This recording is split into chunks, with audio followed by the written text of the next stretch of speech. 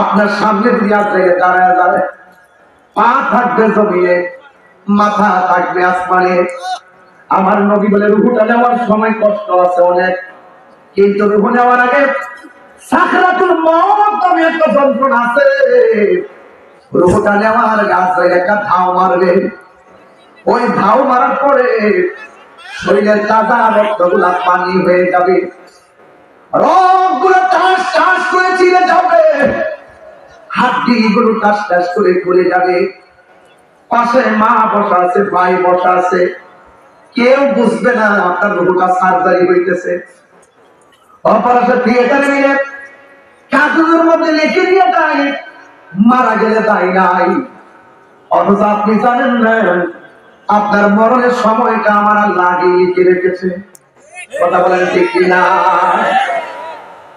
এই জন্য আমার যুবকের দল, আমার নবী আপনার নবী বলেন আজরাইল যখন আপনার রূহটার সার্জারি করতে আসবে, পাশে মা বসা আছে, পাশে বোন বসা আছে, পাশে ভাই বসা আছে।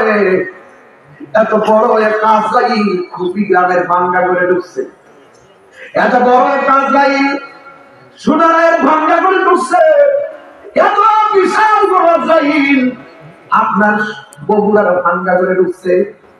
কোন সময় ঢুকলো, কোন সময় রূহটা নিয়ে গেল, পাশে এত মানুষ বসা আছে, যারা পরিমাণ টের পাই নাই। কথা বলেন ঠিক কিনা? পরে জায়গা পরের জমি ঘর বানায় আমি রই, আমি তো সেই ঘরের মালিক নই। পরের জায়গা পরের জমি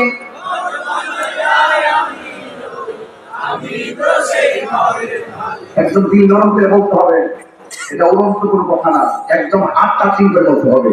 পরের জায়গা পরের জমি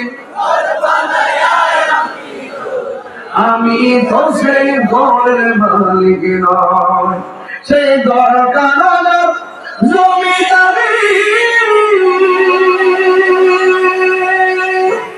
আমি পাই না তাহার হুকুম জারি, সেই ঘর খানার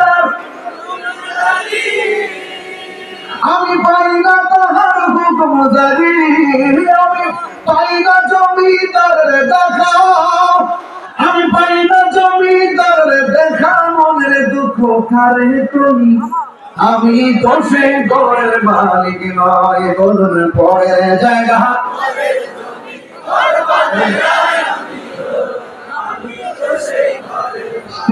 আপনাদের বড় করে বলেন, তার সাহস হবে। পরের জায়গা পরের জমি ঘর বানায় আমি রই, আমি তো সেই ঘরের মালিক। জমিদারের ইচ্ছা মতো দেই না জমি চাষ, তাই তো ফসল ফলে না, দুঃখ 12 মাস। ঠিক কিনা? জমিদারের ইচ্ছা মতো দেই না জমি চাষ, তাই তো ফসল ফলে না, দুঃখ 12 মাস। আমি খাজনা পাতি সবই দিলাম, তবু জমিন আমার হইতে নিলাম। আমি খাজনা পাতি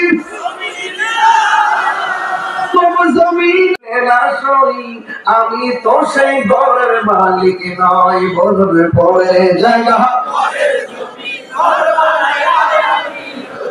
আমি তো সেই ঘরের মালিক নয়। বলুন আমি তো সেই ঘরের মালিক নয়। জুড়ে জুড়ে কি আল্লাহু আকবার বলা যাবে না?